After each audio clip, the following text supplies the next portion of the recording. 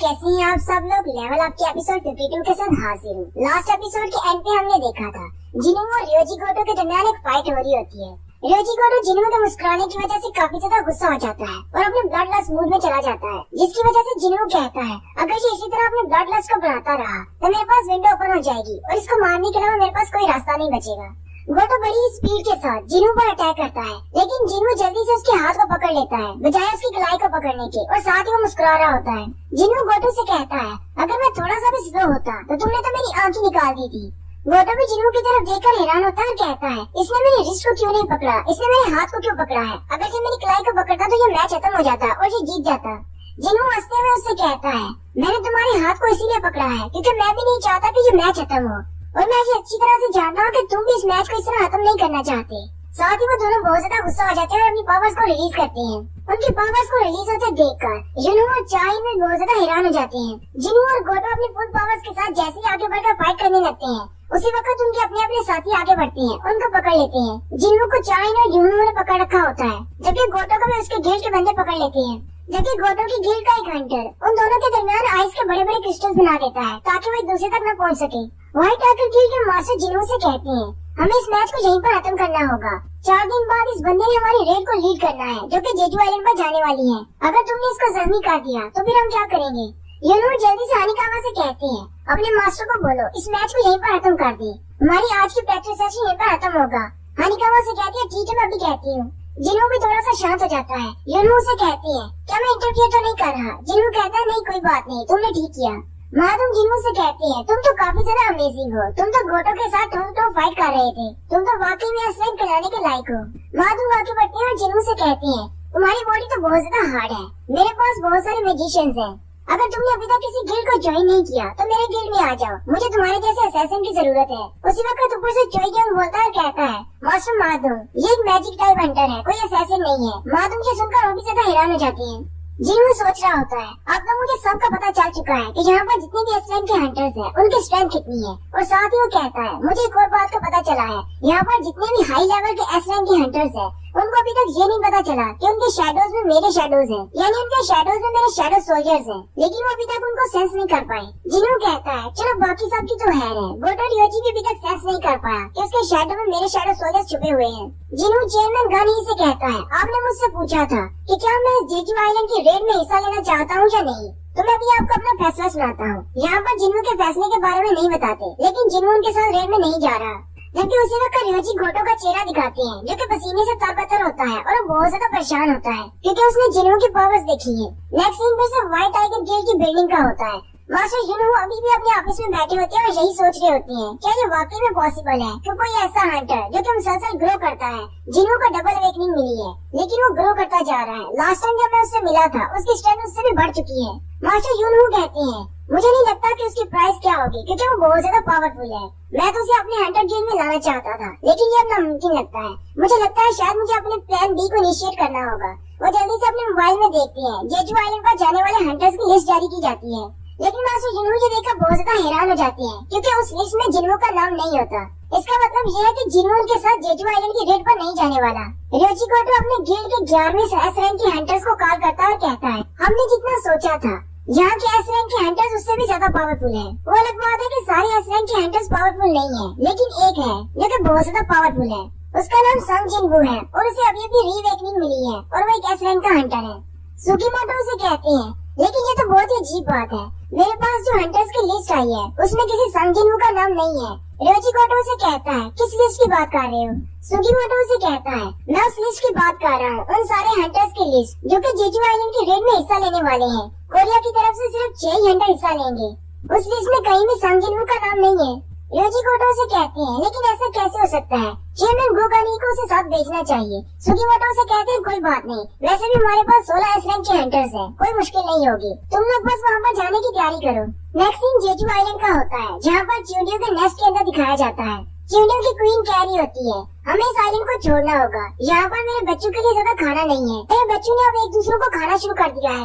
यहाँ पर मेरे बच्चों के लिए बिल्कुल भी खाना नहीं बचा। हमें यहाँ से बाहर निकलना होगा। ऐसा है कब तक चलेगा? मुझे एक स्ट्रॉन्ग सोल्जर की जरूरत है। वहीं पर उसके बहुत सारे एग्स में से एक बड़ा सा एग होता है जिसके अंदर एक बड़ी सी चूंटी होती है। क्वीन उस एग की तरफ देख रही होती है और कहती है, मुझे एक अल्टीमेट सोल्जर की जरूरत है जो कि मेरे बच्चों को लीड कर सके। अगर मेरे बच्चों को यहाँ पर जिंदा रहना है तो हमें इंसानों के दिल में होप पैदा करना होगा। हमें उन्हें डरा कर रखना होगा, वरना हमें मारने के लिए फिर से आएंगे जैसे कि वो हर बार आते हैं। हमें बहुत ज्यादा स्ट्रॉन्ग बनना होगा और उसी वक्त दिखाते हैं उस बड़े से एग में से एक चोटी बाहर निकलती है और वो अपनी पावर को रिलीज करती है जो कि बहुत ज्यादा पावरफुल है।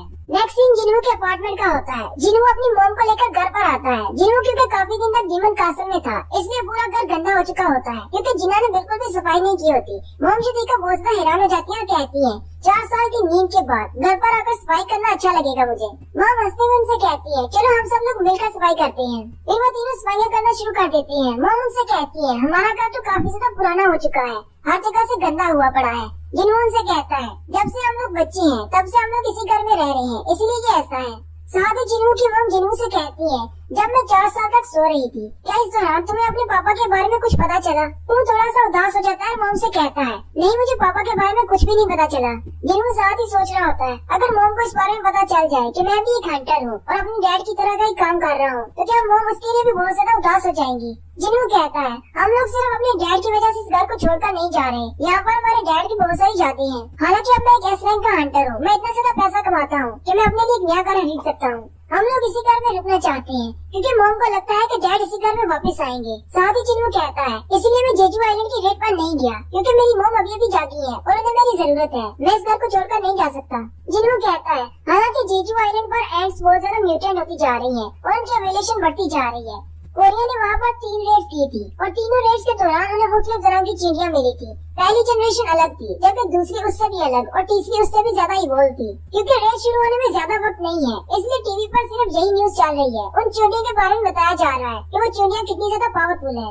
जिन्हू अपने मोबाइल पर सोशल मीडिया को चेक करता है तो जिन्हू के बारे में बहुत सारे कमेंट्स होते हैं क्योंकि जिन्हू इस रेड को ज्वाइन नहीं कर रहा, इसलिए बहुत सारे लोगों के ज़हन में ये सवाल होता है, आखिर जिन्हू इस रेड को क्यों ज्वाइन नहीं कर रहा? क्या उसमें बहुत ज्यादा एटीट्यूड है कि वो इस रेड को ज्वाइन नहीं करना चाहता क्योंकि वो इस रेड को मामूली समझ रहा है, या फिर वो वाकई में एस रैंक का हंटर है ही नहीं, वो अभी भी वीकेस्ट हंटर है, वो एक ई रैंक का हंटर है इसलिए वो डर कर भाग गया है। जिन्हू गली में चलता हुआ जा रहा होता है और कहता है, मुझे इन सारे हेट कमेंट से कोई फर्क नहीं पड़ता, लेकिन पता नहीं जिन्ना क्या रिएक्ट करेगी। उसी वक्त जिन्हू को जिन्हो की कॉल आती है। जिन्हू उससे पूछता है, क्या तुम अभी भी होटल में रह रहे हो? जिन्हू से कहता है, नहीं, मैंने अपनी मॉम को कॉल की थी और मेरी मॉम ने मेरे रहने के लिए एक प्लेस का अरेंज किया है और हम लोग इसी जगह को अपना ऑफिस बनाएंगे। अगर तुम देखना चाहो तो आकर देख सकते हो। जिन्हू जल्दी से उस जगह पर चला जाता है। जिन्हू से कहता है, अगर हम अपना एक गिल्ड स्टार्ट करने वाले हैं तो हमें एक ऑफिस की जरूरत पड़ेगी और ये वाली जगह तो आपके घर से भी ज्यादा दूर नहीं है। जिन्हू से कहता है, ये कुछ ज्यादा बड़ी नहीं, सिर्फ हम दोनों के लिए। जिन्हू से कहता है, सिर्फ हम 2 लोग नहीं है, एक गिल्ड शुरू करने के लिए हमें 3 लोगों की जरूरत है। जिन्हू कहता है, इसका मतलब हमें एक और हंटर को रिक्रूट करना होगा। साथ ही जिन्हू सोच रहा होता है, मेरे पास एक हंटर है जो कि इस पोजीशन के लिए बिल्कुल परफेक्ट रहेगा। साथ ही जिन्हू से कहता है, एक और बात है जो मुझे तुमसे करनी है, एक फॉरेनर हंटर है जो तुमसे मिलना चाहता है। जिन्हू से कहता है, वो कौन है? जिन्हू अपनी जेब से उसका कार्ड निकालता है और कहता है, वो 17 सितंबर तक यहीं पर रुका हुआ है, वो तुमसे मिलना चाहता है। जिन्हू जैसे ही जिन्हू के हाथ से बिजनेस कार्ड लेने लगता है उसी वक्त उसे कुछ महसूस होता है और जिन्हू जल्दी से अपनी शैडो एक्सचेंज स्किल को इस्तेमाल करते हुए अपनी गली में चला जाता है। ये देखकर जिन्हू बहुत ज्यादा हैरान हो जाता है क्योंकि जिन्हू के सामने एक शैडो सोल्जर खड़ा होता है। जबकि जिन्हू उस शैडो सोल्जर की जगह पर चला जाता है उसी वक्त गली का सीन दिखाते हैं। एक पागल हंटर एक लड़की के गले में चाकू रखकर खड़ा होता है और उस लड़की से कहता है, अगर तू चिल्लाई तो तू यहीं पर मरेगी। तुझे पता है ना कि इस गली में कितने ज्यादा लोग मरे हैं। वो लड़की आगे से रो रही होती है और कहती है, प्लीज मुझे छोड़ दो। वो हंटर से कहता है, मुझे ये नेबरहुड बहुत ज्यादा पसंद है क्योंकि यहाँ पर किसी को भी मार दो, किसी को फर्क नहीं पड़ता।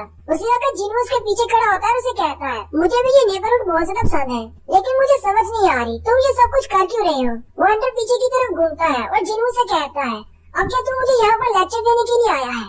मेरे पास कोई भी रीजन नहीं है, मुझे बस ये करना पसंद है, मैं तो मजे के लिए ये सब कुछ करता हूँ। और साथ ही वो जिन्हू पर अटैक करने के लिए आगे बढ़ता है और जिन्हू के कंधे पर हाथ रख के कहता है, जब भी मैं अपने आप से किसी कमजोर चीज को देखता हूँ तो मेरा दिल करता है कि उसको मार डालूं। लेकिन जिनू भी उसे कहता है मुझे तुम्हारी बात की समझ आ रही है। वो हंटर बहुत ज्यादा घबरा जाता है क्योंकि अपना नाइफ उसने जिनू के सीने पर लगाया होता है, लेकिन वो अंदर ढंग से नहीं रहा होता। जिनू की बॉडी इतनी ज्यादा हार्ड है।